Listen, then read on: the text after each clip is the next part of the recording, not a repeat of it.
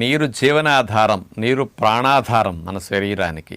అలాంటి నీటిని కొంతమంది ఇష్టం లేక 1.5 లీటర్ 2 లీటర్ లోపే బాగా తక్కువగా తాగుతూ ఉంటారు. శరీరానికి కావలసిన అవసరమైన నీటి కంటే 10 నుంచి 12% తగ్గించి తాగిన వారికి శరీరములో, అంటే మనకి 3 లీటర్లు కావాలనుకోండి బాడీకి రోజుకి, 2.5 లీటర్లు, ఒక 1/2 లీటర్ తగ్గించి తాగితే మన శరీరంలో ఏమి నష్టం వస్తున్నది దీనివల్ల?